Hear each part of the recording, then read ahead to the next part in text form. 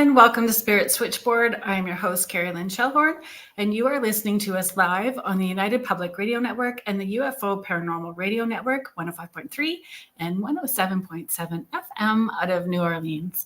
Thanks for being here, everybody. If you are, you can watch us, hi Contessa, hi Mel. You can watch us live on Twitch, Roku, YouTube, Facebook. The audio is uploaded afterwards anywhere that you listen to your podcasts, anywhere you stream podcasts. Oh, hi, Lisa. Hi, Heidi. Hi, Julie. Thank you all for being here. It's been a week, eh? I know I said that last week too, so I don't know. The planets, the way that everything is, it's been a lot. We've had a lot going on. Hi, Joanna. Oh, Joanna, I'm so glad that you're here today. Hi, Sherry. So a couple of things, because once we get rolling, there's so much to talk about with the ladies today. And if I don't do it now, I know that my ADHD brain will go sideways and I'll forget. We're talking fur babies. Yes, we are, Lisa. Yes, because we're talking about fur babies, it's all good now. That's for sure. Oh, right. The full moon is coming too. I think it's the 17th. Oh, Laura, thank you very much. Yeah, it was a hard night Tuesday night for sure. So I appreciate the hugs and I appreciate the grace that everybody showed me on Tuesday night. I feel like I'm probably beating myself up a little harder than I need to, because it was a lot going on that day, and I know that I did well, but I feel like I bumbled through it and didn't handle it as gracefully as what I would normally handle an event. So I appreciate the support that everybody showed me that day. Hi, Joanna. Thank you for being here. So a few things. Lake Superior Paracon is coming up October 4th through 6th. There are so many people, including Laura Lee Potvin, our host here on the UPRN network. So she has the Angel Walk on Mondays and the Thing at the Foot of the Bed with her co-host David Hansel on Thursdays. She will be speaking. I will be speaking. I'll be sharing messages at a Spirits and Suites. There is paranormal investigations, talks, workshops. There's so much going on. It is in Thunder Bay, Ontario. You can go to the lakesuperiorparacon.com page to get your tickets. There's just the lineup of speakers are pretty amazing. So if you don't know much about Thunder Bay, it's got everything from UFOs to Sasquatch, hauntings. It's a pretty energetically intense place, and I think it's a great spot for a Paracon, so I'm looking forward to it. Hi, Jocelyn. Thank you for being here. What else do I have going on? So I have not taught. When I checked my calendar, it's been a number of years since I've taught any courses or classes. So if you go to my website, which is carrieLynnShellhorn.com, I have psychic protection. I had to write everything down. Psychic protection, self-defense, and creating positive energy, September 29th. It is going to be hosted on Facebook, on a private page. If you go to my website, go under classes, it will be there. I'm doing the 5-week meditation, which is powerful. I love doing this course. It is a 5-week meditation. It's sort of, we do some energetic clearing. We do a guided meditation. That stuff will be up for 6 weeks. So that you can ask questions, comment, and it helps you with your intuitive journey and building from those basic skills and going all the way up to the intense stuff at the end of the 5 weeks. So it's a great way to support whatever intuitive journey you're currently on. So that is there too. And then in December, so that class will start December 1st, December 2nd will be the signs, symbols from spirit and strengthening your connection to the other side. So many people ask me about why they're not getting signs. So I wanted to do a class about how grief and trauma or stress can separate ourselves from our intuitive voice, how that affects how we're receiving signs and symbols, different kinds of signs and symbols. So we're going to be doing that class. We're going to do a guided meditation as well too in that class. So understanding, the different things that can affect us, and then showing ourselves grace, right? Showing ourselves grace while we're trying to get there. So all of those are on the website as well too. Let's see. One more. Oh yeah. So the tickets I have picked up again. I think like we're about 80% sold out now for the Love Life Afterlife in St. Thomas. It is a great venue. So it is the Princess Ave Playhouse. It is a former church. It's all the original pews. It definitely has their in-house spirits.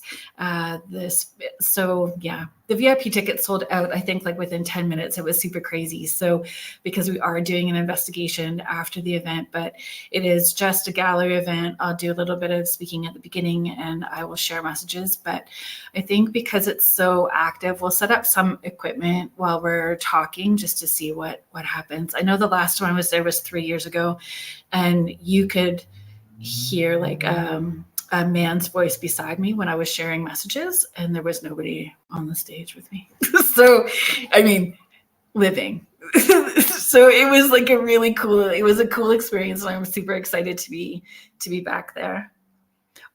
Oh, thank you, Brenda. Thank you very much. It is, I think it's a great event as well too. So I appreciate the positive feedback.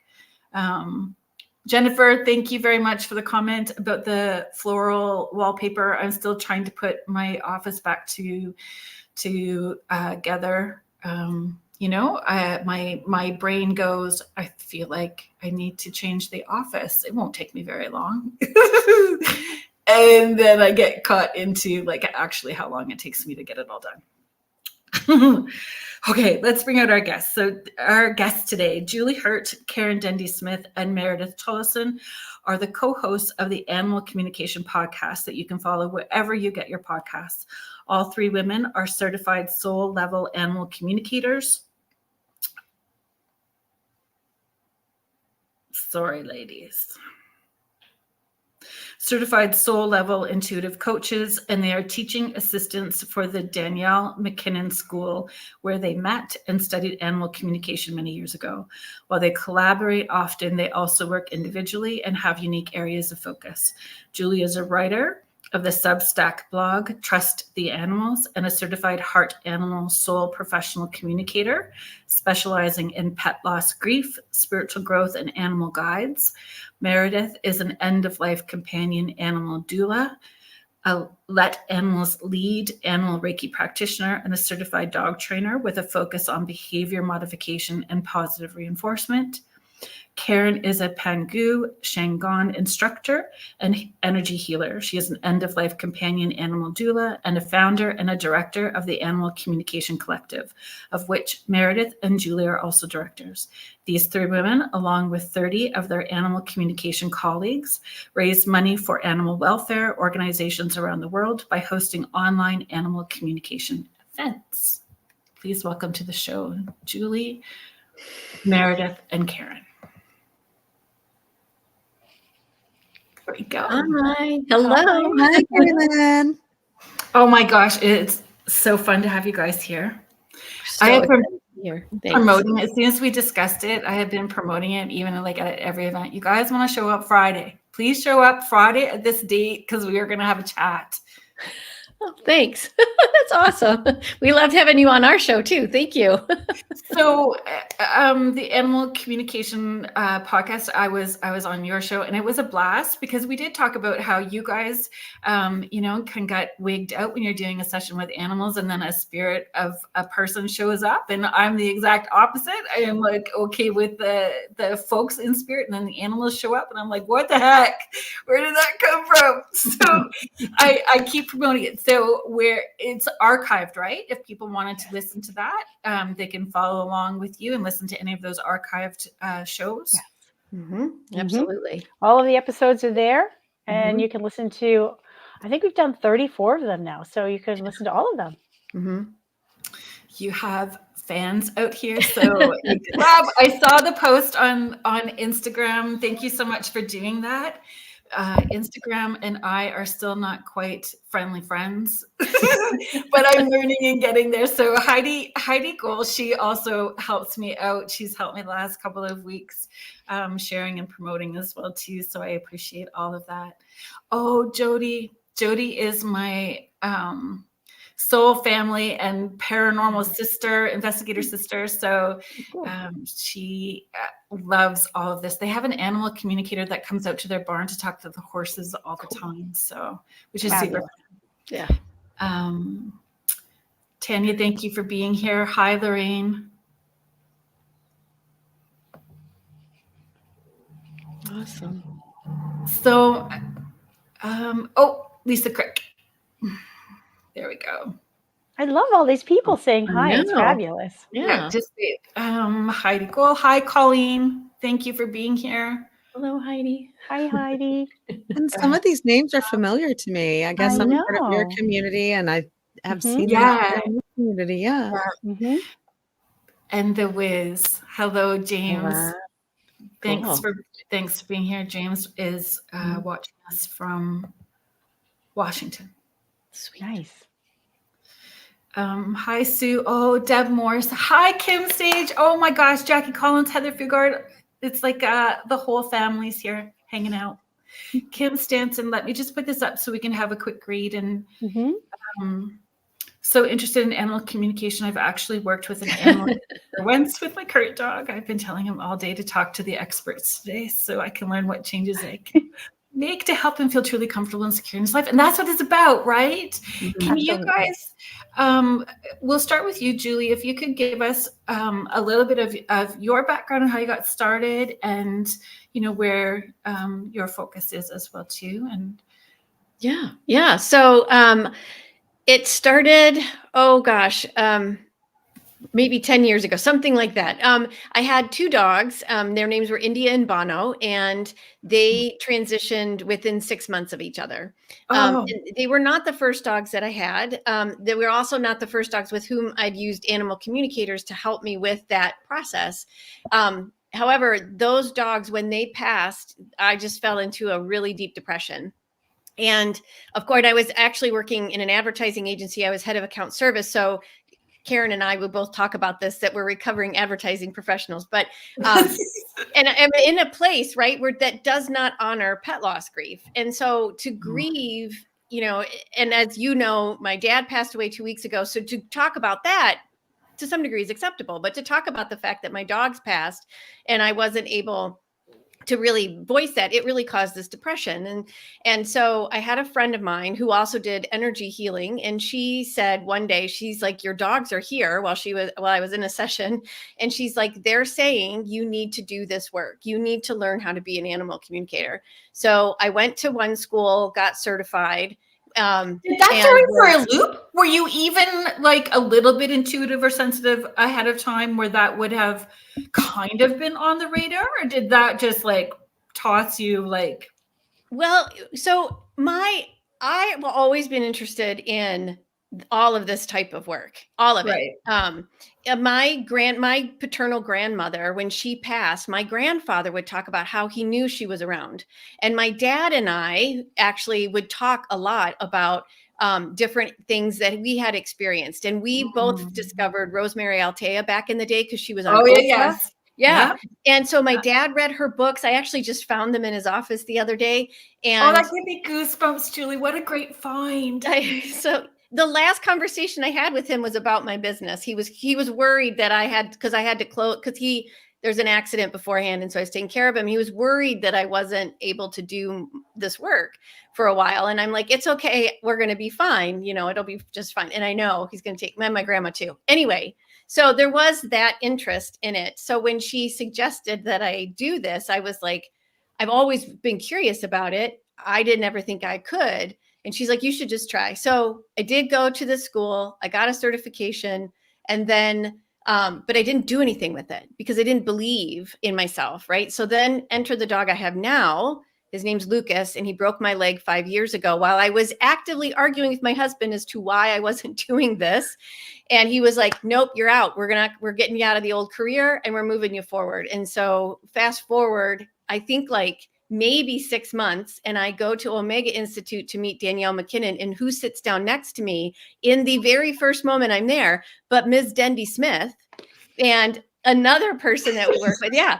And this whole thing has, 5 years on, I do this full time. I love it. I feel fulfilled by it. I know it's going to help me through the grief with my dad. And that's, yes. And so that's how it all started. And I really do actually, like I said in the bio, I do specialize in pet loss grief, and I hold pet loss grief circles try to do once a month. We'll see how far we can go. It might be a little bit yet, but yes, that's exactly what I do. And I also love to really work with animals to have humans explore any type of trauma that they've been with, because the animals are absolutely here to help us grow and heal and understand what all that trauma is and how can we let it go. Work through it. Beautiful. Yeah. Thank you for being here. Thank you. Miss Meredith, my friend. Hey, Carrie Lynn. So what's the question? How do we get started in this? Yes, ma'am. And, there are two answers to that question. One answer is, I've always been in this. And the other one is, I don't know, you did it. So looking back through my entire youth and childhood, I always had this intuitive capacity. You and I have spoken before about supporting the intuitive child. I remember my parents had books on their bookshelves about, raising the strong-willed child and what to do with really smart, stubborn kids, because they had 3 of them, right? But there were no books about what to do with the weirdo kid who was talking to the worms in the backyard and saying, this dog is communicating with me in some way, whatever words I had for it at 3, 4, 5 years old. So like so many intuitive people did, I sort of shut all that down. Right. I shut it all down and lived my life until I was sort of a grown up and came back to my hometown and started having certain experiences that made me want to wake up some of these intuitive abilities without realizing that's what I was doing. And then there's this one woman named Carolyn Shellhorn who came to my little town in Mississippi with some mutual friends and did a couple of workshops. About the same time, I was at the brink of, am I going to open up? Am I exploring this? What is my spiritual growth and development doing right now? So we can talk more about that later. But Carrie Lynn in Tupelo, Mississippi was extremely instrumental in that regard. And then I had a kitty cat who passed unexpectedly in sort of a tragic way. And I found online this random online workshop that I had you download Zoom to participate in this workshop. So that was my very first Zoom experience. And I log in and I do this workshop with Danielle MacKinnon and all these other people. And who is the person who is chosen for a reading that day? It would be one Miss Karen Dendy Smith. So that's where she and I met. The common denominator. The common denominator. And then from that point forward, I was hooked. And Karen and I went through all of our training from animal communication kindergarten to soul level intuitive coaching graduate school. And in the middle of all of that, we met up with Julie, and we've all worked together through this school, through this experience, and now creating this podcast as well as the online fundraising organization, which we'll talk about. So we've kind of been together ever since. Yeah. Amazing. I love that our paths crossed like a long time, like that. It's a long time. It's 10, 11, 12 years at least. 12 years. Yeah. I love that. That makes my heart happy. Karen, give me 1 second. I just want to address a couple of different things quickly. Hello, Joanne from London, Ontario. Kathy, thank you. Oh, Facebook is not working. I'm sorry. It is a Facebook thing, and I don't know how to fix that from here. So I'm glad that you made it here, wherever it is that you've landed. If it's through YouTube, I appreciate you getting here. Joanne is sharing, I have been a gateway for many years. I'm also of Indigenous background. Thank you so much for sharing and for being here.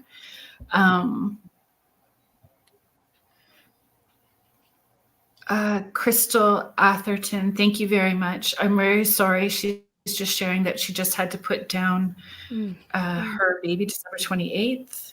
He was 14. So sorry. Yeah. Very sorry. It's very hard. It is a family member that is gone, and we grieve the same. We grieve sometimes even deeper because there are unconditional more than our family is, right? Karen, would you please share a bit of your beginnings, your journey beginnings? Sure. Thank you. Okay, so I was the weird one when I was a kid, right? Very sensitive. And I kind of walked around wondering, like, what am I doing here? A lot of my young life. I'm sure a lot of the people watching, listening, have probably felt the same. I astral projected, not knowing what I was doing when I was really little. I would just rock myself out of my body and travel around the neighborhood at night when I was really little. I saw auras around people. I would make light paintings with my hands on the walls when I was really young. I had no idea that this was weird until I said something and people thought I was weird. So then I kept it to myself. I always believed in reincarnation. And when I was about 11 or 12, I read a book on it and I was like, that now I understand me more, like why I feel so weird here. I used to watch the Dr. Dolittle movies thinking, I know that's real. I just don't know how to do it yet. Right? I love that you added that word at the end. Yet. Yeah. Yet. There was some deep part of my soul that just knew, had faith that that was real. And someday I'd figure out how to do it. And then I got into high school and started reading Edgar Cayce, which was really scary for a 16-year-old. And Sept Speaks by Jane Roberts, also really scary for a 16-year-old. But I was so drawn to that stuff, I Ching cubes, all that stuff just always drew me out of the norm of what everyone else thought was normal. But that was your norm. It was my normal, but I was not perceived as normal. So I thought I kind of led a double life, as I think many of us who are intuitive do when we're really young, how do I fit in life? And then the real experience we're having. Put it all away in college and then went into advertising and opened my own branding and marketing firm. It was very successful with employees and partners for years, but just never really felt like I was totally me. Right. And so I also I learned about Chinese medicine and Qigong when I was in my 30s and started studying that while I was in my business. And started teaching and doing energy work on the side for Qigong. And that's when I realized anyone who had an animal the animal was hovering and taking in the energy as much as the human. And I thought, wow, that's really interesting. Yeah. And I started feeling their emotions. Still didn't understand it. And then in 20, this is a really cool story. In 2002, I had a really crazy dream that my cat Dusty from college, who I totally grieved, didn't know how to take care of her the right way. That's a whole nother thing. Had passed, and I was begging the universe to please send her back for a do-over. So 3 years later, I started having dreams that she was looking for me, and it looked like in a battlefield, like that we couldn't get to each other. 3 weeks later, a 3-week-old kitten is found in the middle of a divided highway in Florida by my brother in the dark with the highway traffic going back and forth. And Hockey Puck, my black cat, came back from Dusty to Hockey Puck. And we opened the crate. I saw him. Had a hard time saying him for a while because I thought it was her, which it kind of was. But he came back into my life and helped me through so much. And he actually guided me toward and into this profession. I love it. That you were aware enough to follow the signs that were being laid in front of you, right? I wasn't initially. I will be honest. I was not initially. I just knew I'd been given a gift by the universe and that reincarnation was real. And my cat, Dusty, came back as Hockey Puck. And I was milking every minute of it. That's all I knew. as I Right. did energy work with him and that kind of stuff. But it wasn't until he got really sick in 2017 and was passing from a frozen larynx that I really, really started seeking out. And I'd dabbled in some communications classes before then because of my cat Morris, who was his partner in crime until Morris passed. When Hockey Puck passed, I was just so distraught by how he passed, and really kind of knowing that was my do-over and he may not reincarnate again in this life, that I really needed to know how to talk to him. And that's where I tripped over the Danielle MacKinnon seminar, where I found Meredith, and Danielle picked me for a reading, and I just thought, oh my God, he's led me here. So from there, I jumped into the classes, and a few years later, as the pandemic hit, I just decided this is my way. Yeah. I'm having faith in the universe telling me to really stop and do a reset, as the whole world was doing a stop and reset. I embraced that. And within a few years, I walked away from my company, and now I do this full time. And when we're doing it, just flows. It's really hard to explain to people. It's super scary when you decide to step away from what was your norm, to do this kind of like to do intuitive work full time is a scary leap. And so when you chose to do that leap, I know I was like, okay, so if I'm really supposed to do this, I need this sign, and this sign before the end of the week, or something bigger. And thank you very much. Right. Yeah, we start bargaining, right, with the universe. Give me this, and I'll go there. And it all came, and I was like, okay, here we go.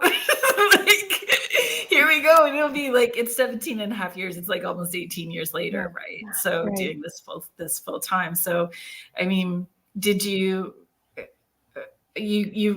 kind of test the universe a little bit, and then there's that full trust. Did you guys have that experience where you felt, okay, I'm gonna just, if this is really what you're needing from me, before you stepped into it? Did you test a little bit? Oh yeah. Well, and I didn't quite believe the test, which is why I got the universal 2x4 with my dog breaking my leg, right?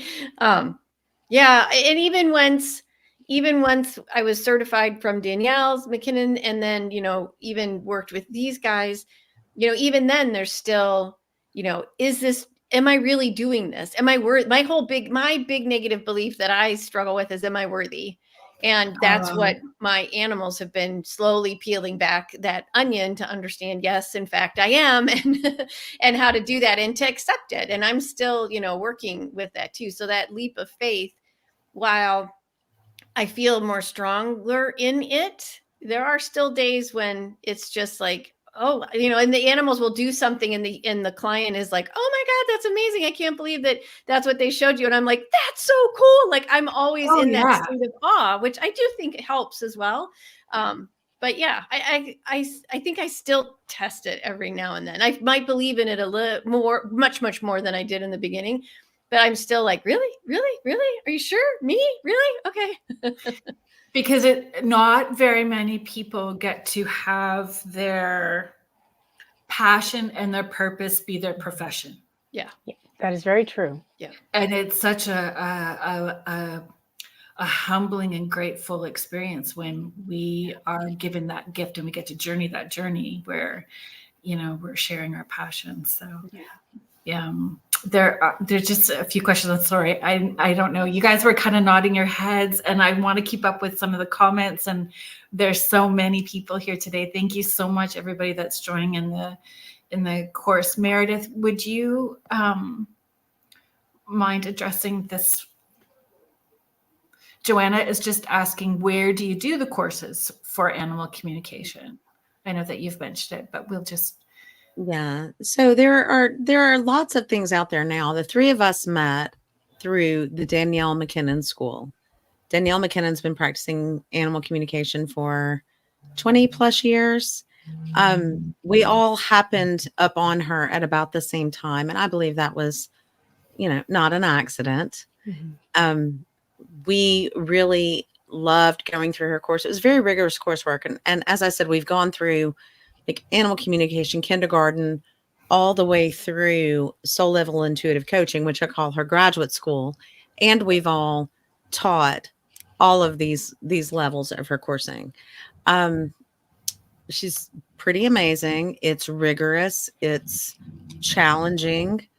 You know, we had to, the final certification course was creating a business plan and creating the websites and putting yourself That's so out good there, though. which is fantastic and kind of ties into what you were just talking to Julie about. I mean, being pushed out there. Oh, you're going to do this? Well, let's make sure you know how to do it, and you know how to do it with qualifications, with integrity, with some sense of, I don't know, real training behind it. Yeah. Yeah. Because there's a responsibility. Absolutely. Huge responsibility. We talk about that a lot. Responsibility and accountability. Yes. Yeah. And so you need the credibility to back that up Yeah. to a certain extent. Yeah. Yeah. I needed that. I agree. Karen, would you mind addressing Lisa? Sure. Lisa Crick is just asking, do our animals now channel our past animals at times? 100% yes. Now, here's the interesting thing about that question, and I love that question. I'm so glad you asked it, because animals don't have the same narrow-mindedness that we do as humans about what is happening all around them. So they are absolutely way more in collaboration with spirit than we are naturally. So, and because we are all part of the same soul family. If you've had animals in your life, we are all part of the same soul family, your network, including your animals. And they know how to make sure that you are taken care of and that you are being supported. And the animal who is alive will absolutely allow the animal who has passed to collaborate with them. The energy of the animal is passed to collaborate with them, with the animal that is alive. That's why sometimes I get clients who say, why does my dog Sammy, he's doing weird traits, and I'll be describing the traits and they're from the dog, let's say Astro, who's in spirit. And Astro is trying to work with Sammy to say, hey, I'm still here working with you and with the dog that's alive, because, hey, I actually sent them to continue working with you.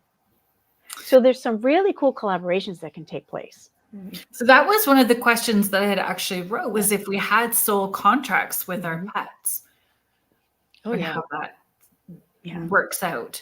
So what if people are not consciously aware that their pet is trying to help them with their soul contract? You know, what sort of behaviors might come up, or what kind of behaviors? Julie, do you want to, or Karen, do you want to continue? I'm not sure. No, let Julie start.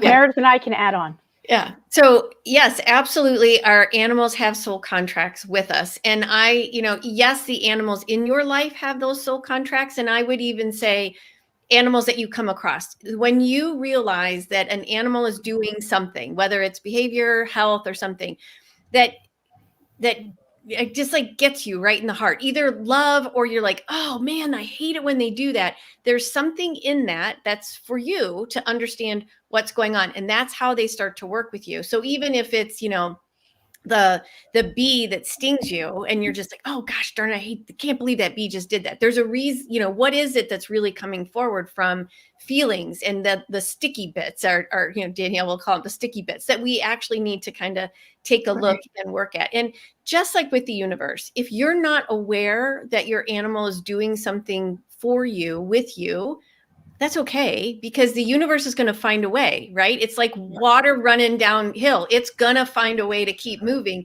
The universe is going to find a way to get you. And the animals are just but one of those many invitations that you have. And whether you realize it or not, it's going to happen. So, yeah. Thank you.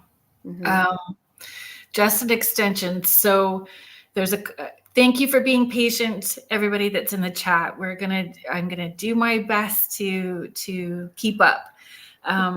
So we're gonna roll. Kathy is extending that conversation and saying, or asking, is that why sometimes the pet picks you? Oh yeah. Karen, you should take that Okay. one. Okay. So, Kathy, that's a fabulous question too. I love all these questions, I have to say. The universe is setting us all up to come together for a very specific reason. So your animal is always in cahoots with being with you. So the way that I like to explain it, and Meredith, you can add to this, is we are all souls having experiences, equal energetic souls outside of our bodies, all entering into houses in order to foster, grow, and evolve our heart and souls. So the same way, a soul in your soul family may enter into an animal body with a lighter, more unconditional love vibration to be here in support of growth with you. So that agreement's already made before you come in. So does your animal pick you? 100%. Did you make that agreement before you both entered? 100%. So when you trip over an animal and you're like, they're in my life, whether an animal is handed to you because someone else can't take care of them, even the animal who you wish wasn't in your family, but somebody brought home and you're like, oh, why are they here? Absolutely, they picked you. Absolutely, they were supposed to be here with you, and there's no mistake about it. There's no coincidence. I don't actually believe in coincidences anyway. I don't either. So Sherry, I'm just going to come back up to your question because it's still part of this conversation, and I just want to make sure that I'm getting to everyone. Sherry is adding, so can my cat sense when other spirits are close by, whether they're spirits of loved ones or... Meredith, you want to take that one? I love this question. I absolutely love this question. This goes probably in our our top 5 or 6. Wouldn't you say, ladies, that people ask us as clients? Absolutely they can. And here's the beautiful part about it. I mentioned being an extremely intuitive child. Children, animals, before the world gets to us as people, we all have this super amazing connection to the spirit world before someone says, oh, no, that you can't do that. That's not what you do as a person. When you were asking about soul contracts, Carrie Lynn, I remember reading my first book about soul contracts and going, oh my God, this makes so much sense. Now I get it. These negative beliefs, these underlying seed thoughts that I have, now it makes sense why I keep repeating these patterns. And these animals are going to help me with it. Awesome. And I was talking to someone in my life about it. And she said, oh, for my goodness, that is the most ridiculous thing I've ever heard. Don't be absurd. And I went, okay. And it really took a lot for me to step into that belief and go, oh, no, this is a real thing. And I truly believe it. And now I understand it. As a child, you tried to shut me down from seeing these spirits, from communicating with the other side, from having intuitive abilities. And as an adult with animals, I'm seeing the same thing, but now you're trying to shut me down from that again. So standing in that power and saying, yes, the animals are helping me through this is exactly what's happening. When I see one of my many animals sitting in the corner looking up, I'm like, oh, you got somebody up there, you know? I hear clackety clack on the hardwood floors while I'm sleeping. I sat straight up in bed last night and smelled a smell and was like, there's an animal coming towards me. I believe because they don't have the limits, the human ego, the people telling them, don't be ridiculous. That's the most absurd thing I've ever heard, that they are so incredibly open. They are so connected to, just the natural way of things, that they are bringing in connection to spirit all the time. And even more so, I believe that they're guiding us as humans with our human limitations, with our human questioning, with our human inability to accept that we are this connected. I believe that they're guiding us in a way that we can understand. Because a lot of times I'll listen to my cat way more than I'm going to listen to my mom, you know? 100%. Totally. Sorry, Mom, if you're listening. And I know Karen's mom and Karen knows mine. So absolutely, I would trust Karen's cat way more to guide me into the spiritual realm. Yeah. So funny. Did that answer your question, Carolyn? That, Yeah. I tend to go on a little bit of a.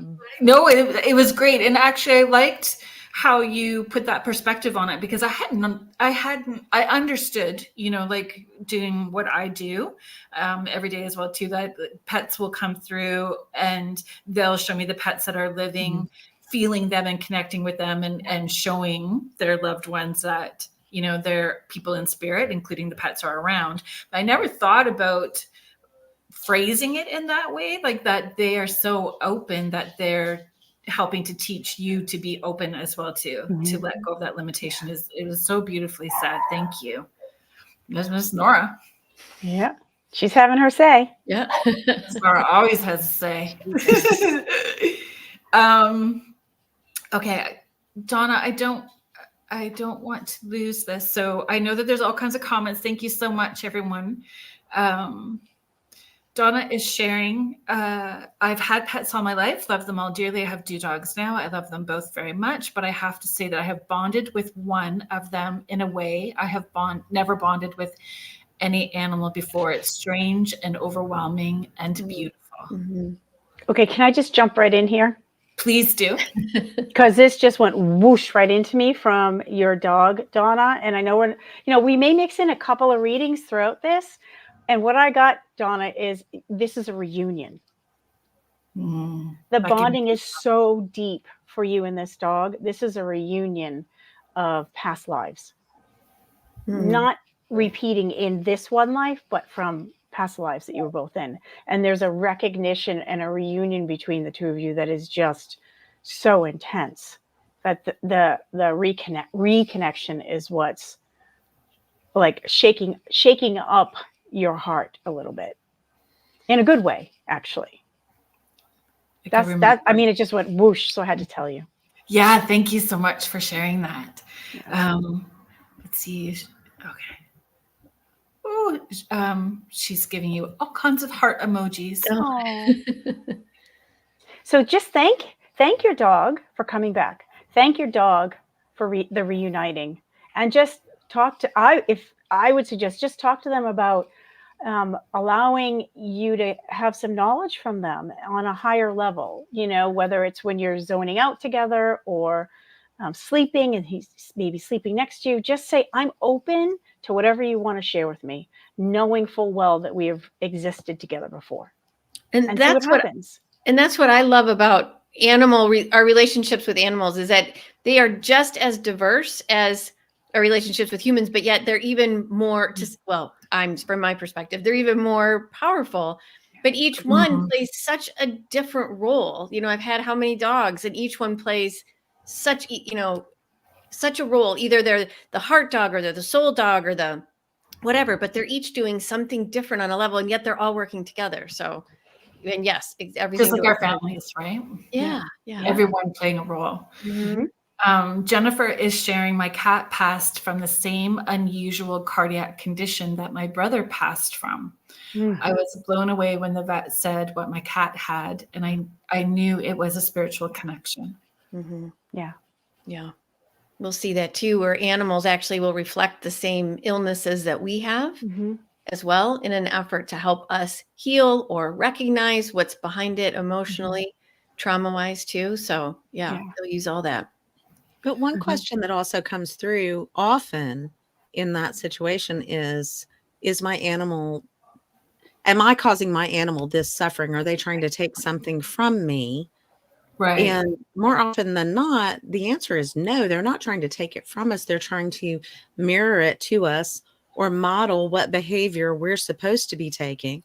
And sometimes it's just an awareness of more often than not, in working with my clients, if they tell me something like what you just said, it's a question of the client saying, I'm willing to do everything possible to help, cure, take care of, comfort my animal.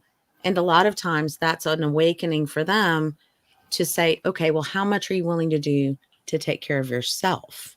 So it's an awakening moment to that the animal is presenting to them to learn some self-care, some healing on whatever level, Boundaries. physical, mental, emotional, physical. All Yeah. of them. Yeah.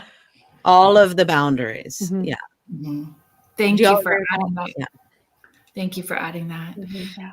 Heather Fugata is sharing the majority of my animals have found me. Mr. Wojo, thank you for being here. So Stephen was on the show not that long ago. He is part of a podcast called Bigfoot Banter with Richie B on Saturday evenings. Oh, Very cool. They take people out live in the back 40 of Richie's place, and is crazy experiences that they are Mhm. having.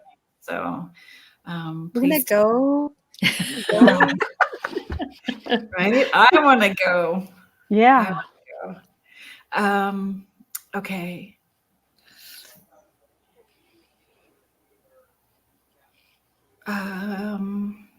Can I just throw something out there? Oh, good. While you're saying that, I just saw Jennifer say that self-care part hit me hard, a huge light bulb moment. Yeah. Our animals want to wake us up on some level, wake up our soul, shake up our soul, move our soul on some level. So that's really, really beautiful, Jennifer, that you're realizing that. Sherry is saying, Meredith, that's exactly what my kitten does. When I'm on my chair, she's in my lap and looks up over my left shoulder. So cool. So seeing signs, seeing other spirits. Huh. Okay.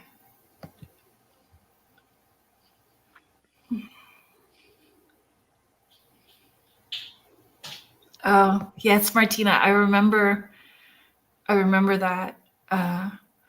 Martina is sharing. I once told her newest dog, Rosie, was sent and that she would be super important for her on her journey. And that's right. I remember when that message came through, who's a good girl? Who's a good girl? That is amazing. Kathy is asking, do our pets know that we are grieving? Oh, yes. Absolutely. Yeah. Yeah. Do you mean, whether we're grieving for an animal or even like Lucas right now, very much knows that I'm grieving my dad. Even today, I was working with Meredith and Karen earlier today, and I went to just go lay down after a while because I was spent. And Lucas just came right up and curled, and he's a 70-pound dog, and he just came right up and just like completely enveloped me just so that I would be grounded as well as, just cry on him, which is what I was doing. So yeah, they absolutely know. And it's interesting. I'm finding it really interesting this time, right? Because this is the first parent I've lost. What's all going to transpire? So I'm looking at it through Julie, the daughter, as well as Julie, the animal communicator, as well as Julie, Lucas's partner, like all these different levels. I'm finding it so far, incredibly fascinating, supportive, and heartbreaking as well. Yeah, So, it's still raw. And I think that people also need to hear that even though we have this connection and these abilities, we still grieve. As mediums, we still grieve and we still feel loss. And it's still raw for us when we are connecting, whether it's pets or our loved ones on the other side. It still takes us to those uncomfortable places too. Yeah, which is a good point, because that reminds me, I keep forgetting doing this work. I have to remember I am still human. Yes. And I will still experience emotions. And as much as I work on myself with the animals and all of this, and with Karen and Meredith's help too, I'm still human. I still get to have emotions. I still get to go through all of this too. And we may have more understanding or more connectivity to everything around. And at the same time, I'm still right here. Yeah. I would like to throw in a point there too, because there are so many moments where I'm like, well, I'm so spiritually woke. I've done all of this work, and I'm a dog trainer, and I work with these animals, and I'm an animal communicator, and I work with these animals, and I'm soul level intuitive coach, and I work with these people. And why am I not okay in this moment? And we have to give ourselves some grace and some forgiveness that we are still human. When I think about my old dog Vader, who, Carolyn, you may have met, he would be 23, 24 something now. I cannot imagine the amount of salt water that was soaked up into his big, he was a 125-pound lab German Shepherd. And I swear to you, one tear would fall from my eye and he would be right there and wrap himself around me like a feather boa. And I would cry into him and he would snuggle into me and he would spoon me. He knew, and this is way before I did this work, he knew in a split second how to come to me and how to comfort me and how to remind me of my own humanity. I miss that. I love that. Stephen, I love that you guys were out today and had all of that action happening. I saw a bit of the that you guys had gone live earlier. So Wojo he's just asking a question that I actually get asked a lot when I'm working. So when communicating with animals, how do they communicate through you? Since they're in the afterlife, do they speak? It's not a weird question at all. All questions are good. He is saying, I miss my animals, and asking if they speak English. So that's a good question. What intuitive senses do you use and how do they come through? Karen, would you like to start? Sure. It is a good question. And whether an animal is inside of their body or outside of their body, there is a soul delivering information. That's how I look at it. And I am the receptor for that information. And because I'm in a 3D body with a certain nervous system, and I happen to be on the radio station that speaks English, the way that information comes through and that I make sense of it comes out English. But that same being, animal, spirit, could be speaking to someone who only speaks Italian, to someone who speaks Italian, and they will speak Italian to explain what the information is that's coming through, because we're using our senses, right? So for me, I not only hear sounds, words, sentences, I feel in my body emotions that I can then describe. I have big downloads, like knowings, where all of a sudden I'll know about a whole scene or a situation and be able to describe it. Sometimes I'll smell stuff and just describe what I'm smelling. And I'm seeing pictures of things or like little video vignettes that I'm describing. So with your inside eye, not necessarily outside. Yeah. Not outside, in here, like a movie's playing in here that I can then describe. So it comes through in English because I happen to speak English. But interestingly, every once in a while, if an animal wants to get a point across about something where a different language or a funny word in another language makes sense, and I happen to know that word, it will come through that way because they know how to use your filters. That sometimes is the gold nugget in a session for people. They're like, oh, I can't believe you just spit that out. Right. Yeah, exactly. Julie, how do you receive information? So I started out, which was interesting because the more I do this, the more the senses open. So I started out really strongly clairaudient and clairvoyant. So I would actually hear the word and then see it in like puffy letters. And that still happens. And I still also get movies. I get quotes from books. I get knowings, like Karen was saying, smells. I get all of that too. And, like as Karen was talking too, I call it like the Rolodex in my head. So whenever they're trying to get a point across, they will pull some random reference that I have, whether it's a movie or a book. Meredith and I know we get songs and we'll start singing. They'll sing to me. They want me to sing it out loud. They'll actually animate my hands. Sometimes they'll take they'll have an accent. I know Meredith and I, when we'll do readings together, we both go into accent mode. We'll do that too. But they'll access this Rolodex in my head in an effort to like use a reference that I have that the people will know too. Yes. And the same thing with words too. I speak German. So sometimes they'll come through and, a little phrase if the person somehow understands German. But it's crazy. But to be open to all of that, that's what's fun, because it's like, I have to give up control, right? I have to trust the animal to lead the session. And when that happens, it's like, it can be a free for all, as we all know when we work together. It's like, Oh my gosh, where'd that come from? We get a lot of John Travolta, Saturday Night Fever. Oh my gosh, how fun Yeah. is that? And I get John Travolta Grease more than Saturday Night Fever. That is so fun. Mhm. Yeah. Mr. Sean Kelly, thank you for stopping by to say hi. I appreciate you being here. Thank you very much. So Sean Kelly is a host here on the UPRN network as well too. He has a show called Into the Night. It airs Sunday and Tuesday evening. So and we all love Sean. Hey, Sean. Hi, Sean. I love So- Sean. Carolyn, can I throw in just a little story about that last question? You can, and I'm actually going to get this next. You can do the lead in for the next question from the chat as well too. I'll bring it up Okay. after you share your story. Okay. So my story is, you ask how we get information. I get it in all different ways. I see, hear, feel, touch, taste, smell, feelings in my body, knowings, whatever. Julie's correct. We get songs, we get accents, we get all of those things.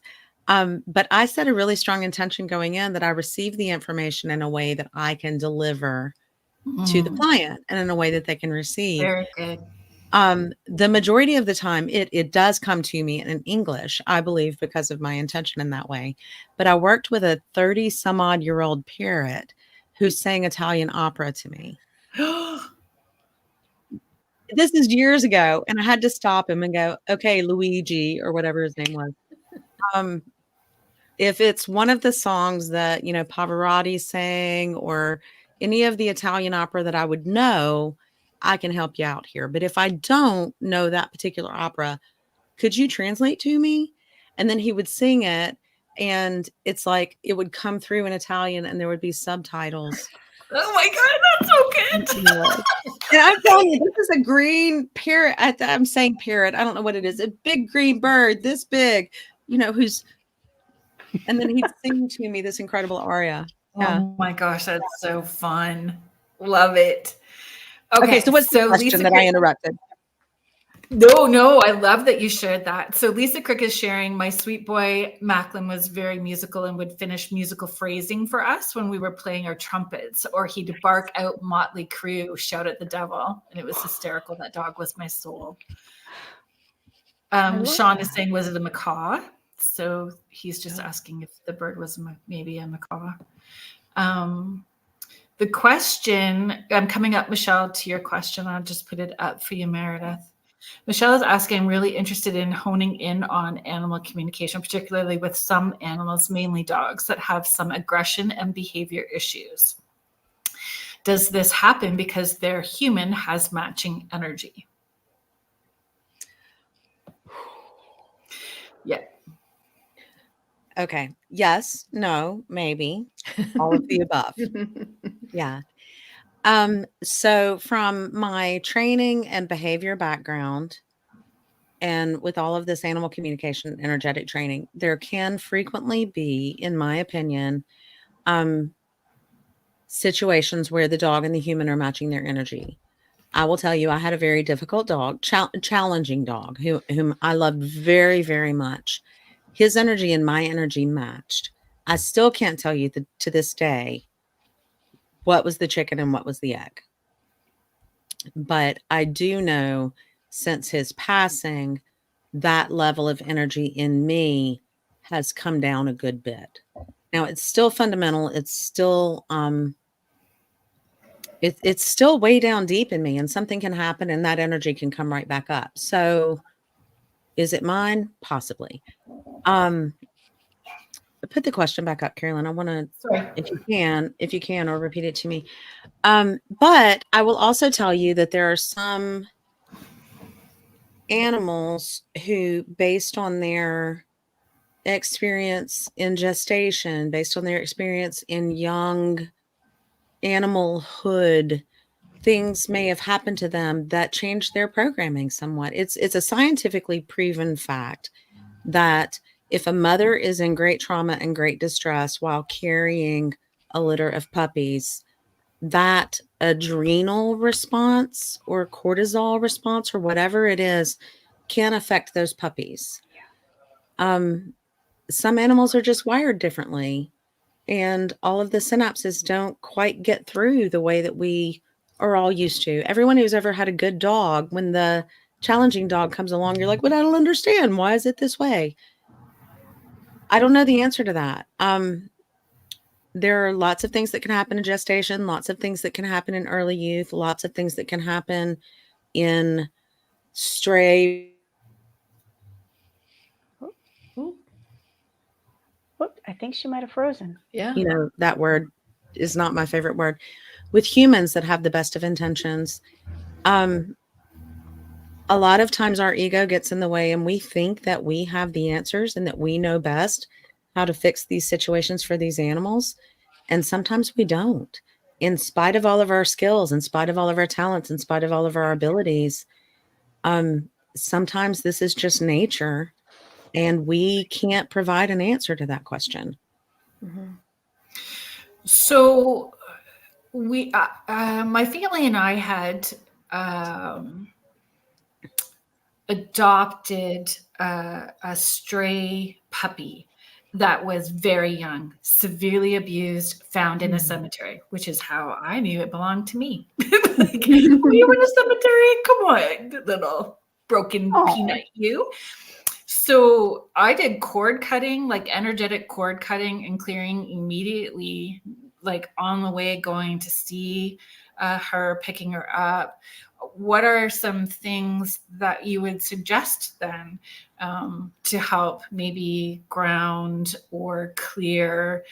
If we're looking at we're all souls, those are things that I would do for myself as well too, right? What do I need energetically and physically and emotionally? So do we look at animals the same way? What do they need energetically, physically, and emotionally? And can we approach it that way? What kind of suggestions do you guys have? Maybe Karen, could you? Sure. Yes, that is true, Carrie Lynn. And so what I wanted to predecess when I say this, though, is there are no mistakes that an animal like that may come into your life. The agreement with your souls beforehand means that no matter what house that animal has to take, they're going to take the house they need with all the tools provided, including imbalances, health issues, emotional imbalances, sensitivities, in order to work with you on a soul lesson that needs to be worked on. Soul lessons aren't always like the happy place. They're the place where discomfort happens, realizations happen, choices have to happen, self-reflection has to happen. And that's why that soul agreed to go into what we might perceive as a less than perfect situation or house, but it is the perfect situation and house for what is needed for you to learn a lesson.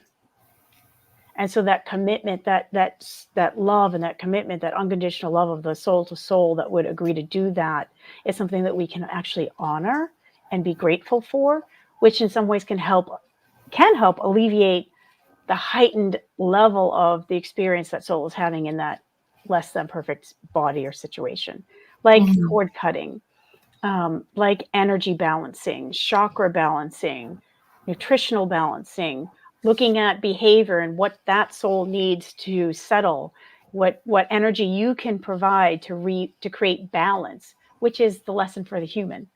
So there's a lot of different things that we absolutely can do to help an imbalanced situation, because we were meant to come up against that situation together.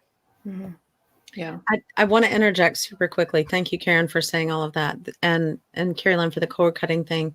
There are lots of things that we can do to help, to try, to balance. But we often as humans get into a situation with the concept of feeling like we're going to fix it.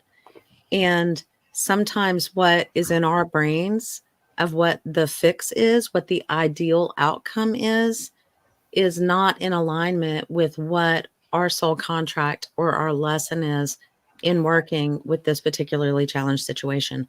I could cut cords all day long. I could train all day long. I could manage all day long, but that doesn't mean that the outcome is going to be the ideal scenario that I thought it was going to be. What I have to do is embrace the growth and the lesson, as painful as it may be, and take it from there and see what the next step is along the way.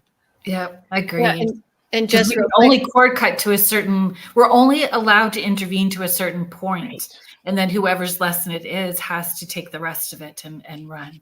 Julie, Yeah. you wanted to I was just going to add, to me, it's also really key to ask the animal, why are you doing what you're doing? And not for us to label the Mhm. behavior as aggressive or naughty or whatever.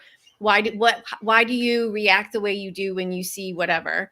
You know, open up the question, but hear what they have to say. They have a lot of answers and solutions too that can guide the human and the behaviorist too, or the veterinarian into which way to help best. So Right. Thank you for adding that. For those of you who may just be joining us now, thank you so much for joining us. You are listening to Spirit Switchboard. You are listening to us live on the United Public Radio Network and the UFO Paranormal Radio Network, 105.3 and 107.7 FM out of New Orleans. I'm your host, Carrie Lynn Shellhorn, and we have the hosts of the Animal Communication Podcast, Julie Hirt, Meredith Tollison, and Karen Dendy Smith. It's been a great conversation so far, and we've got so many great questions coming from the people joining us in the chat today. I know that there's more, so if you're comfortable, some of these names, I love the names too of these pets. So Heidi, thank you, Jeff. Thanks for being here. Lisa Crick is saying, I'm so excited to go to sleep tonight and ask my doggo and my catto what they feel comfortable sharing with me. Sherry Alcorn is sharing such an amazing conversation. I just wanted to come up. Okay, so Heidi and Linda Nelson, let's just kind of let's address these. Mostly like Pause Malone. Oh my gosh. What a great name. So good on every level. Oh my gosh, I love it. So my cat Pause Malone will bite and slap me when I'm crying. Oh, I have to take this one. Keep going.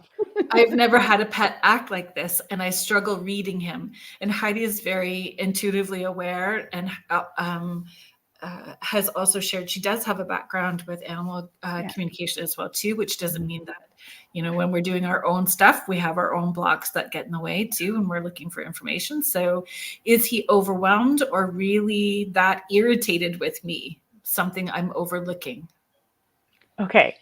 Heidi, you just dropped the perfect segue for something I wanted to talk about, which is a soul lesson with my baby hockey puck, who has now passed. And the reason why I do this work, this is exactly what he would do to me.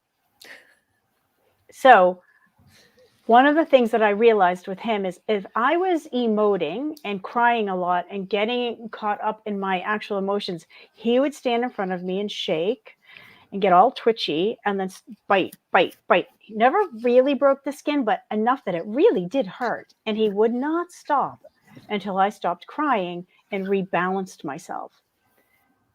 And at that point, it was before I learned to do this. And I went to a friend who was an animal communicator and actually one of my early mentors. Her name was Marcia Zace. She was very instrumental in me helping to understand myself. I realized that what was happening was all of the energy I was expressing was larger than potentially the thing I was having an emotion about. That I had to look at, why was I emoting so grandly over something and getting caught up in the over emoting and feeding the wave of my emoting versus taking a breath and going, wait, what is making my emotions come to the surface? And what does that mean for me? What am I trying to deal with that I'm not, but I'm getting caught up in the actual emotions? And it took me a little while to figure this out, but I started saying to myself when I got over emotional, or what I thought was just normal emotional, but what I then realized was, oh my God, that's how I would get attention when I was a kid. Nobody paid attention to me unless I was broken or dying. And so unless I was over emoting, nobody would actually take me seriously. And I would get so upset that my feelings weren't being respected that I would over emote.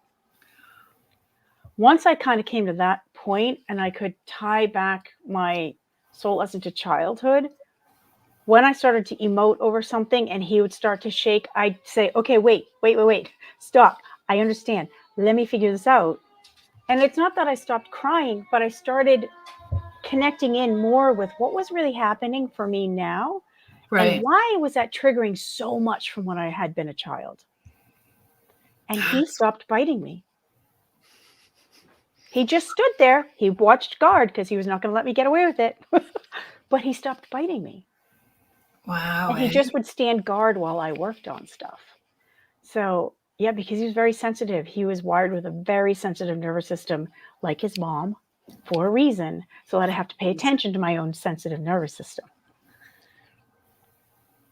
So I hope that helps. I hope that wasn't too long of an explanation, but Heidi, I have a feeling some situation may be going on. That's brilliant.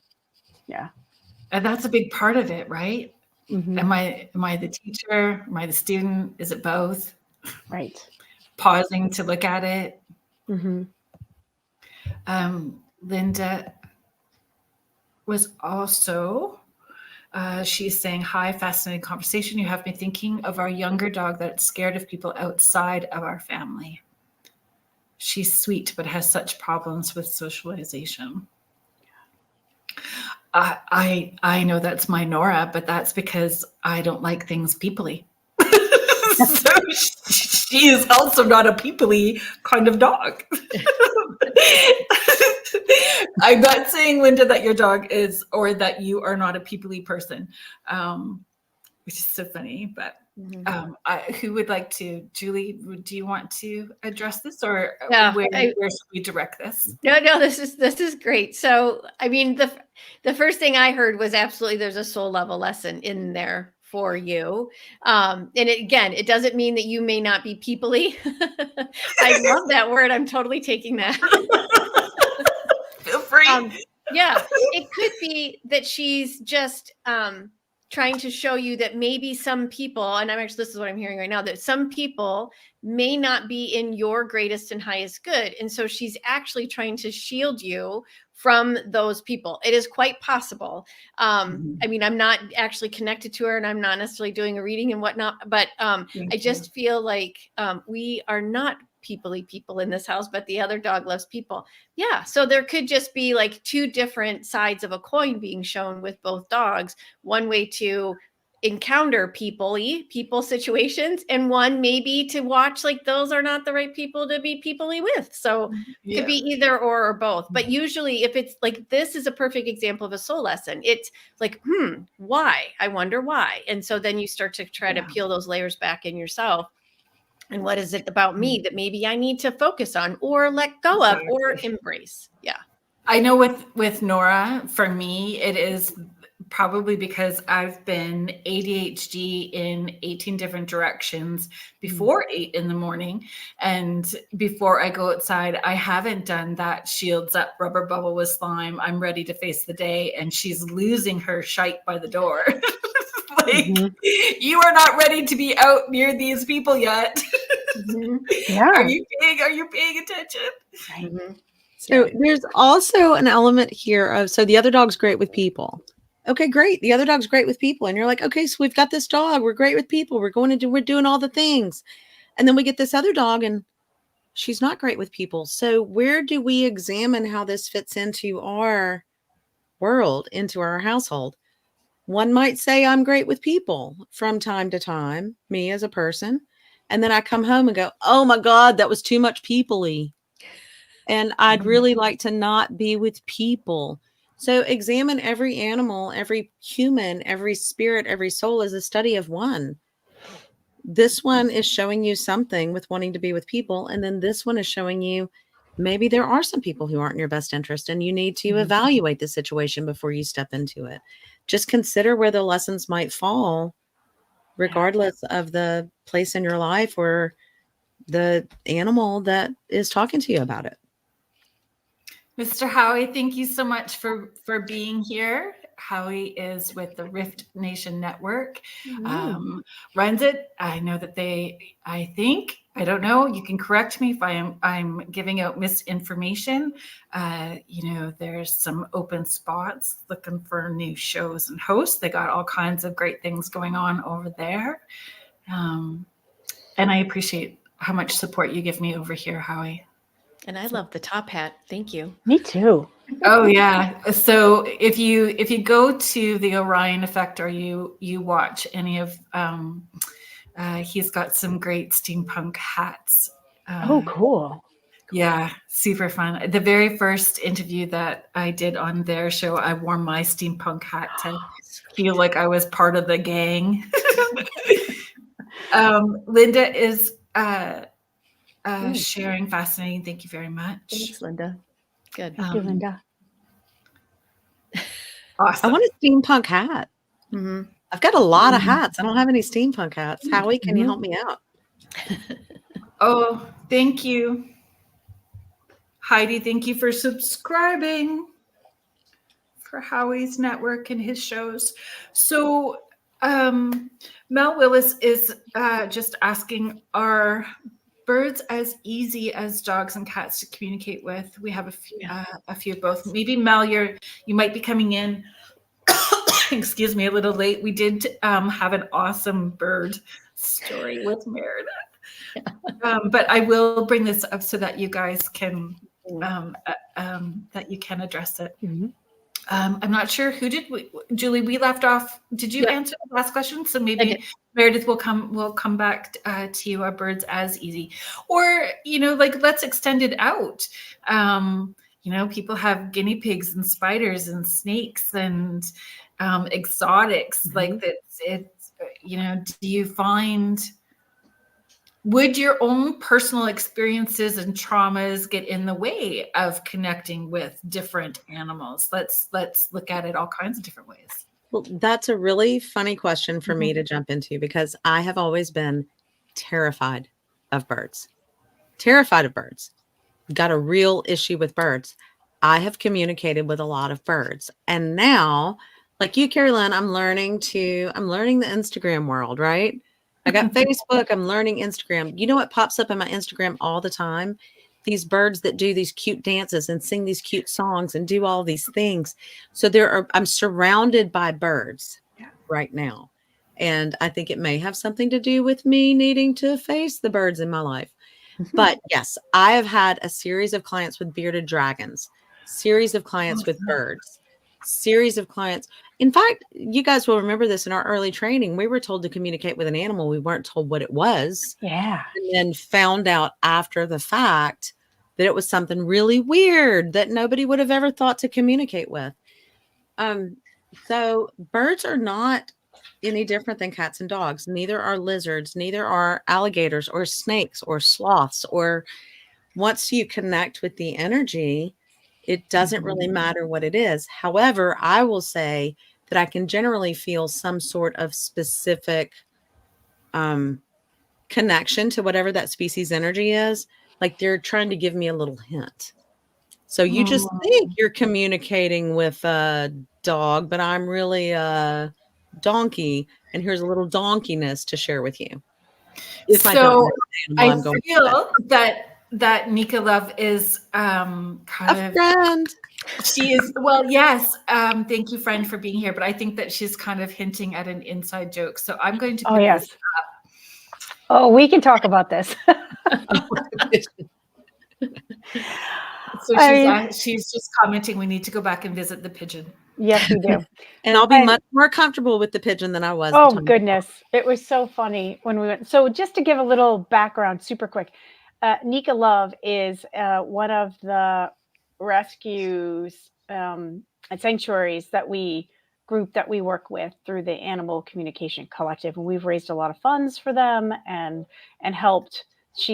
This person built a beautiful sanctuary in Nicaragua to help animals in need. Is there a website that we can connect people with for Nika Love? And Nika Love, if you want to put your web address or anything like that in the chat, please do, so that people can find you. And they do amazing work with with poorest communities and help them with their animals and get spay and neuters done and take care of the animals and the horses and everything in Nicaragua. So it's quite an organization.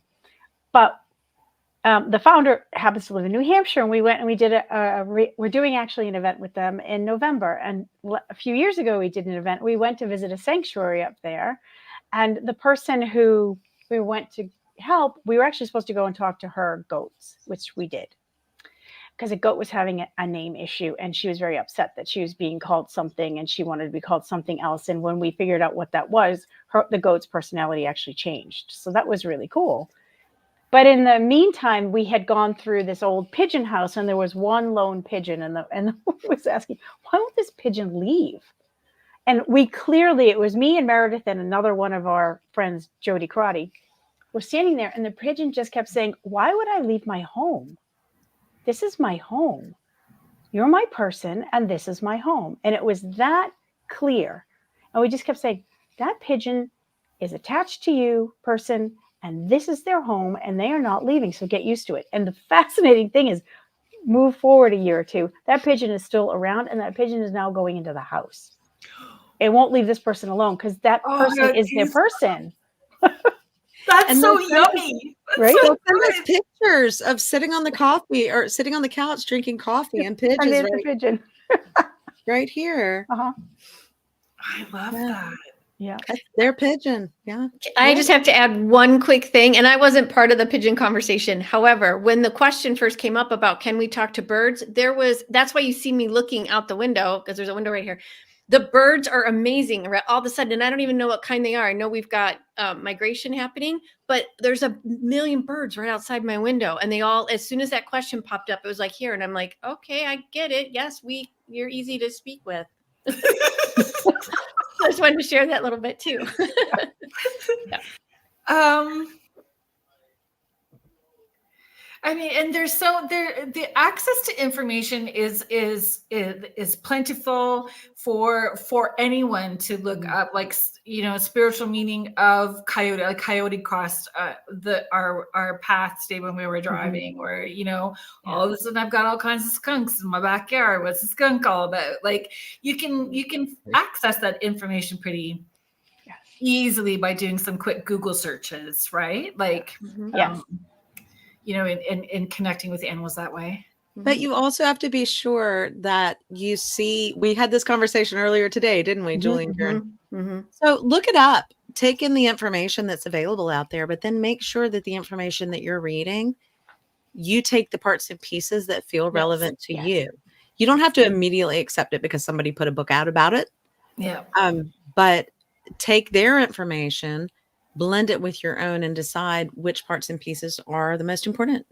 Yeah. Yeah. Yes. Everything from ant infestation in your kitchen, spiders on the porch, to the animals that you meet on your hike, to the domesticated or exotic. Some people do have the exotic pets as well too.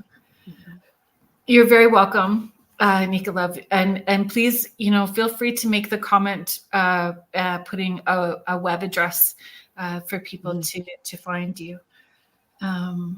Lisa Rawlings, I'm looking forward to seeing you in St. Thomas as well too.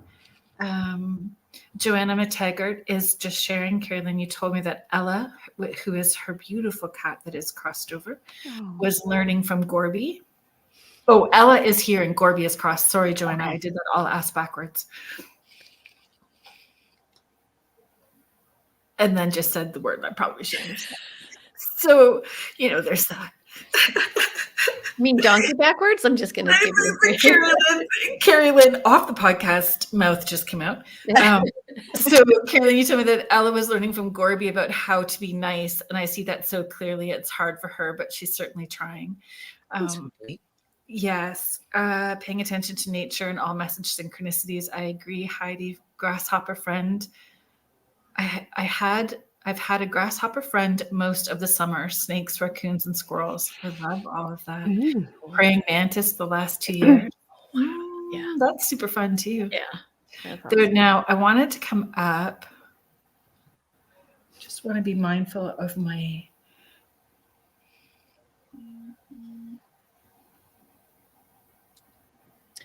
My dog has just come right in here and snuggled up, and he's looking at the computer. Like, what's going on in there? I love how the love energy pulls the animals in. Yeah. Right. My mom's cat, when I'm FaceTiming her, because we live 9 hours apart, and when we're messaging, her cat comes up and sticks his butt in the, so that all I see is a cat butt.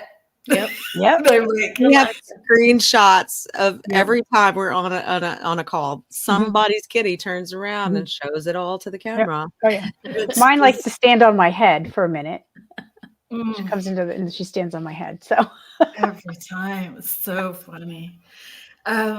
Dee Hoot, thank you very much for being here. Hopefully you're still here and being patient. As I tried to scroll through, there were so many great questions and comments today, everybody. I'm really doing my best to get to you all. They're just saying, could animals being confined cause lasting trauma? Say in a bird or whatever, do they eventually adapt, or do they have lasting trauma if they are confined? I'll just share from my perspective, because the three of us do work with a lot of rescues and shelters because of the charity work that we do. And what we have generally found most of the time, our animals are more willing to stay in the present if things shift for them and make them feel safe and comfortable. They are more willing to let go of stuff and energy in the past, and become more settled into the present where things feel better, safe, calm, where they're loved. That said, like us, because we are all 3D bodies and experiencing things, and we do store trauma in our bodies. Everyone does. It doesn't matter if you're a cat, a dog, or a human, or an iguana. Some of that trauma can get stored in the body, and that's where they will let it go if we help them let it go.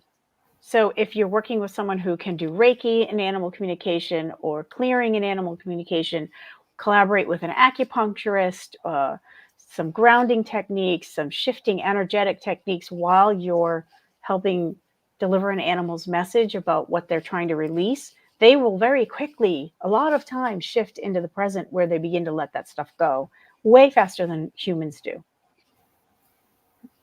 And Thank I'll you. say that quick addition to that, you know how you lie in bed at night and go, and then that person said this thing to me, and then they did that thing, and I'm going to replay this event in my head 1,000 times. I found in working with animals, they don't do that. So their previous trauma, their previous confinement, their previous things, they really do bring it back to the present, and they don't replay that ego, beat yourself up thing like we do as humans. Mm-hmm. Thank you for adding to that, Meredith. You know, I've always got something to add, Carolyn. I love it. Hi, Lois. Thank you very much for being here. Everyone's animals are all starting to curl up on their Nice. their chosen people. You can. Everyone is. Dehood is just saying, I know that's a dark question. It's not really. It is part of a conversation that especially. Yeah, it's a great question, because the animals are inviting us to be integrated with them and not be, we have this mentality, not all of us, right? But there's this mentality that we are superior to all the other species on the planet, and that's not true. So that's a great question, because it fosters, just like you were saying, Carolyn, that conversation that we need to have. Yeah. Howie is saying she's correct. Living cells retain memory. Mm-hmm. Yeah. Yes, they do. Yeah. Julie, I wanted to direct this question to you, if that's okay. Yeah. How can people best ask for and receive signs from their deceased pets? And does grief get in the way of that? Can heavy grief get in the way of receiving those signs or symbols or connection? Could you talk about that? I am finding personally right now, heavy grief gets in the way of finding signs, because I have been told my dad is sending signs, and I I'm not sure what every now and then something comes through, right? But I do believe heavy grief, as I'm experiencing right now, does get in the way. And I also know that as I do pet loss grief sessions, the pets will name specific signs that they are going to send or are sending their humans. And they also will say, and you are in heavy grief right now, so you won't see it. But as you move through it, these will become more clear. And you can watch for them.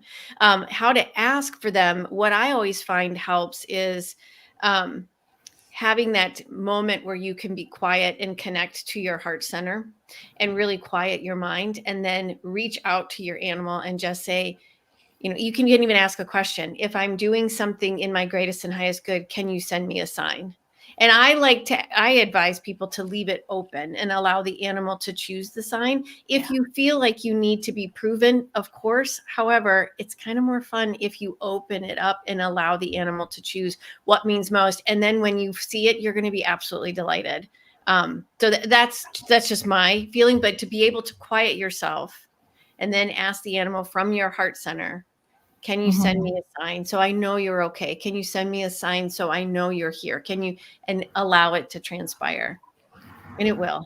Trust. Dreams are a huge thing too, by the way. They love to visit in dreams. So Karen or Meredith, do you want to add to that in any way? Thank you for sharing. Thank you for sharing that. And grief, and it works the same, right? We can't look at our people grief and our pet grief differently. The grief is all the same. Right. And it's all spirit. Like we just remove the meat suit, whether it's an animal or a person. We just remove the meat suit, and it's all spirit. And collectively, we're all connected. So it is a feeling and an energy. Like the pets feel the same, even though it's not my area of expertise, but energetically they feel, and you just know that you're connecting with the pet the same as you would with an adult. I always use the analogy after you've had your turkey dinner, if you eat turkey, if you eat meat, but you're in that coma state on the couch and you're half asleep and somebody comes into the room, you know who it is by their feel energetically, and your eyes are closed. So the animals are the same way. Yeah. I'd like to throw in just a little thing, and then I'll let Karen wrap it up because she'll be far more thoughtful and poignant than I am. Because y'all know me, I have my little ADD brain, So while I like to try and quiet myself and open myself up to the signs, I really like the surprise signs. I really like those cosmic 2x4s. I really like that. I've been trying to get this sign through to you, and now you're finally going to see it. And I like the moments that cause me to stop. Like 3 times today, hummingbirds are very important to the 3 of us. 3 times today, I'm in Mississippi. A hummingbird has flown literally where I could feel like the wind from it and made me stop and go, oh, hey. I've got a few other little signs. A blue butterfly is very important to me. Apparently today, cicadas are very important to me. Apparently today, moles have been a big thing. I like the ones that stop me and make me go, oh, yeah, you're trying to make me stop and take a breath. Yeah. And I also like the clients who ask me, well, what are the signs going to be? And I'm like, I can't tell you what the signs are going to be. It either needs to be a surprise or you need to calm yourself and do those things. But here randomly in this reading, I get an image of, this purple kangaroo. Oh my gosh, I saw 3 purple kangaroos today. Okay, keep your eyes open for purple kangaroos. That's what little Mimi's sign is going to be for you. So I kind of like the ones that sneak in and wake me up. I'll ask for them all day long, but I like the ones that come in when I don't expect it. It's the non-thinking moments. Yes. So we're not holding our breath and we're not tight, that we're just in that space, creativity, if we're being creative or just whatever puts us in a non-thinking mode, right? Yeah. Right. Yeah. Do you want to add to that? Thank you, Meredith. I guess what I'll add to it, because a lot of my clients, when they're in deep grief, will say, I can't hear or feel the signs. What can I do? I really want to connect with my animal. And I give them well, their animal will give me the clue to give them this because it's something they would be willing to try. And that is, I ended up working with animal medicine cards for like the first year that Hockey Puck had passed, because I was so distraught, except for when he would send black crows, which there aren't any in Boston. But he would send black crows and they'd be like, "Rah, rah, rah," until, and being a black cat, until I would pay attention. And as soon as I said, "Hi, Hockey Puck," they'd fly away. Crazy, right? Right. Like, not something I could ever have looked for. That's the thing. We get so fixated on, he always jumped up on the bed. I want to feel him still jump up on the bed. Right. But sometimes that's just not the way they're going to do it, because they know, A, you can miss it too easily. 2, you're going to negate yourself and say, "I just shook my leg." So they want to get you in a way that they know you have to stop and you are arrested by it and go, "Wait a minute, that's not normal." Black crows are certainly not normal. And he sent them to me 3 or 4 times, so I would know it was him. I love that. And being like, you won't, getting caught up in the overthinking or the hamster wheel of I'm missing and I'm doing something wrong just adds to the grief. So just trusting that when it's the right time that you will, and giving yourself that grace, that you can't push your grief to go away faster than like you still have to move through those grief feelings, right? So Mary Ellen Andrews, she was, I hope that you're still here. She sent me her story, and I told her that I would read it on during the podcast. So I'm just going to read the email that she sent me. So that would be the Mee Andrews. Hopefully she's still here. She said, "You wanted to hear stories. I had a pug named Barkley." Fabulous. That I had to put down in September 2020. One night, a few months ago, I woke up to snoring. I sleep alone and in the basement. At first, I thought it was my granddaughter above me snoring, as she had a cold at the time. When I woke up more, I realized it wasn't, and then recognized the snoring to be that of Barkley's. I actually have a recording of it. I did video where I felt he was laying. It was too dark, so you couldn't see anything, but you can definitely hear him. I had my kids listen, and they agree. They can't believe I heard him. I since have woken up and hear him from time to time in different places in my room. Thought I would share this with you. And then she had come out to a Dining with the Dead event. Wow, that's amazing. Right? Yeah. I love that there's audio of it. There's audio. Makes it all the better, right? And yeah, for sure. And I think like we don't all get to have that, but we can experience it. Just be open that we could potentially have those kind of experiences. Oh, yeah. Right? I know Quinn, the little rescue from the cemetery that we had, she passed away, but because she was so fearful, I slept with her. She just needed unconditional love, and she got as much as that in her short little life that I could give her, right?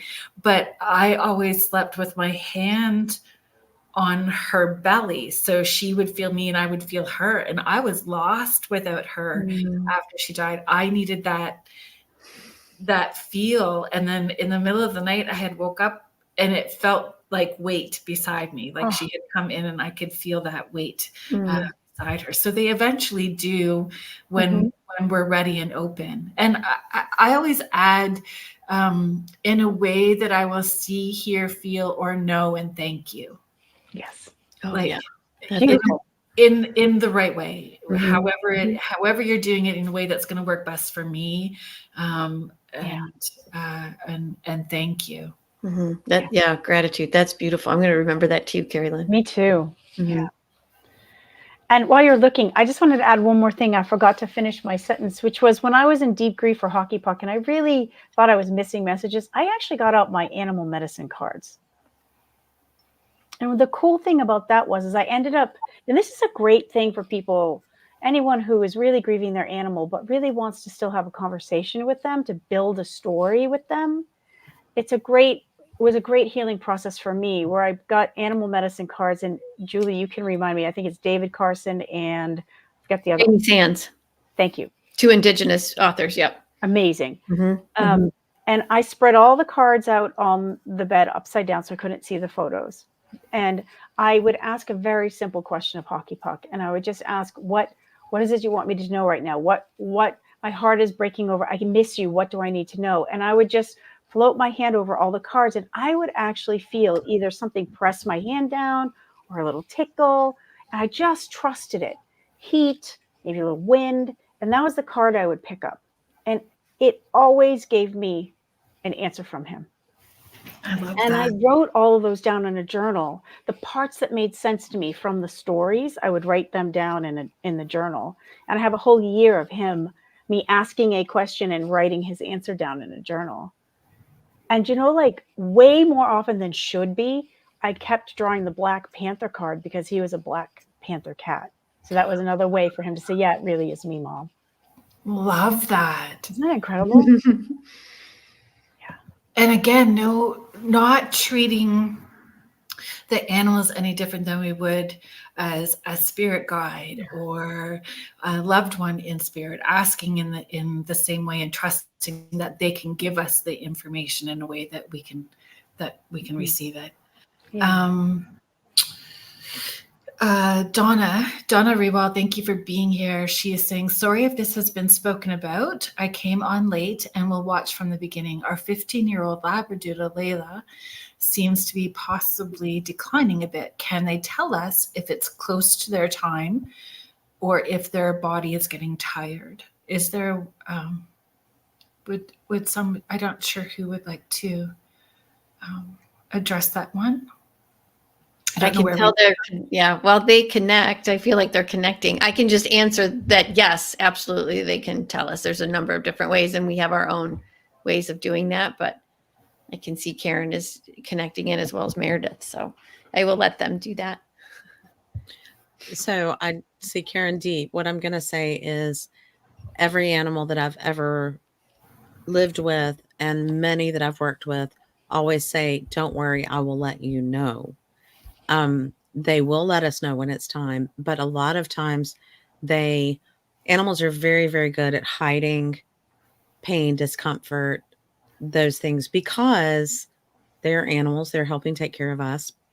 They also don't want us to spend all of our time worrying about how we're going to, here we come full circle to this conversation, fix whatever's going on with them. So what they've always told me to tell you as their people in their lives is to pay attention, be aware, be present, feel the feelings, know the things, spend the time, and don't worry so much about what it is you're doing or not doing, what you're fixing or not fixing. Spend the time together and the answers will become clear if you're open to that. And what I'm getting is, can you tell me the name of the person and the animal again? Donna Rewald, Labradoodle named Layla, 15 years old. Okay, so Donna, when I just went in and asked Layla, is it okay if I just feel how you're feeling for your mama? And I do, she did show me, and I'm still feeling like a lot of extra energy and pressure up in my head, like some tingliness going on in my head. And I feel a little bit short of breath right now. And she's kind of letting me know that, to tell you that she knows that things are starting to break down for her a little bit. And I am feeling like there's sometimes a little bit of shortness of breath from her up in here and some pressure in her head that could be from, I don't want to interpret, but usually this feels like either medication or protection from seizure or something like that going on. So she's also giving me the sense that she's hanging on as long as she can because she wants to be with you, but eventually she knows her systems are kind of breaking down on her. And she knows, she's telling me to tell you, I know what's happening in my body. So I'm not afraid. I think you think I'm afraid, Mom, but I know what's happening. And generally speaking, wouldn't you agree, Karen? They tend to be more okay with, I understand this is a natural way of things. But Julie, I'm laughing at you. Is Lucas digging deep? Yeah. So you're going to have to contribute here. Usually Lucas, who sits at my feet, when he starts to do this, which is not that often, it means we're supposed to go deep. I just don't. You hear him? I mean, 4 times ever I've heard him do this, but I know what it means. Yeah. But he will defer to y'all So tonight. let us know if that makes sense for what we're talking about, because she really wants to let you know that she knows what's going on. She's not necessarily afraid. She's just managing her body's system until it's not going to run enough for her. And I will add, based on what Lucas is contributing to the conversation, consider, is there some bigger picture lesson question here for you, Mom, that you need to consider around realizing that your baby is aging, even if she's not ailing? Just consider what it is you might need to be working through in this period of time. Lucas thanks you for that, Meredith. Yes, you guys doing this. Oh, Thank you, Donna. Howie was asking, so yes, Howie, they all connect with spirit animal, like animals that are crossed over as well too. You may have missed that at the beginning. He was asking about spirit guide or spirit animal guides. Do they come through as well? Would they come through for living animals as well too? Like, do you know what I mean? Like, if you had multiple animals in your home, would those also come in a session for the ones that are living or their people? It can be. Do you mean if the animals crossed? I don't know. He's asking about spirit guides, spirit animals, or spirit guides. okay. If so, if you connect to those on the other side, if so, how do you all feel about spirit animals or spirit guides? Can I just throw a quick thing out there about this? I'm going to say yes to it all. I've literally had angels come through to talk about an animal who has passed, to help the person with the trauma of how that animal passed. I've had humans on the other side come through to help explain what's going on with an animal. I've had other animals come through, and I've had spirit guides come through. So they all can come through if the animal soul kind of wants that extra connection to help explain whatever's going on. Right. They're all very different things to me. Yeah. Spirit guides, spirit animals, angels, human spirits, helper animals. These are all very different things to me, and they've all shown up. Yeah, I actually offer a reading that I'll do where I will help you figure out your 7 to 9 animal guides. Oh, that's awesome. Animal guide family is what I call it. But yeah, so there's just so many different things. We've been having a conversation with Radley Valentine about how animals have guardian angels, how animals have their own set of spiritual advisories and advisor team, or I can't speak now, but yes, all of it, all of the above. So where can people listen to your podcast? I just need to be mindful of the time, and we do need to start winding down. This has been brilliant. Thank you, everybody that participated in the chat and made comments. Thank you for being here. You guys make the show, and I'm appreciative. So Julie Hirt, Meredith Tollison, Karen Dendy Smith, the Animal Communication Collective. Where can we listen to your podcast? So you can find us. We are part of the mindbodyspirit.fm family of podcasts, and you can find it also wherever you listen to your podcast. So on Apple Podcasts or Spotify, and even if you go to mindbodyspirit.fm as the website, you will see us listed there, and you can see all the back shows as well as if you go to Apple and whatnot. But yes, and we have a website called theanimalpodcast.com too. If you go to the Animal Communication Collective, are your individual sites listed there as well too? Can people find you individually? So that one landing spot to get to all of you. Yeah. Yep. And That's the right. collective is the fundraising arm that Karen founded too. So yes, so you'll find events that we're doing where we're raising money for different rescues So too. good. Yeah. Yeah. We're doing one next week, actually. Mm-hmm. Good. And so Yeah. you posted on social media. I try to Yeah. I mean, I know that I missed because I just get so busy in my lane, but please follow them on social media, the Animal Communication Collective. They do so much brilliant work, and each of you are such lovely, bright lights. And I'm so grateful that you share the gift of who you are and that you shared your time and energy and space with me tonight. I'm so grateful. And we're honored to be on your show. We love what you do, and thank you. Which is really special. Thank you. For me too. Like, I just feel very grateful. So very grateful. So thank you, everybody. Next, so if you want to hang out on the UPRN network, Jeffrey Pritchett will be up next with the Church of Mavis. And next week, if he is feeling better, if you could all please hold Father Sean Whittington. He has the show before me with Father Sean Ministries. He is not feeling well. So if you could hold him in your thoughts and prayers and send some positive energy his way, I would be grateful. He is going to be my guest next week if he is feeling better. So I hope that y'all tune into that as well too. So thank you for listening to Spirit Switchboard.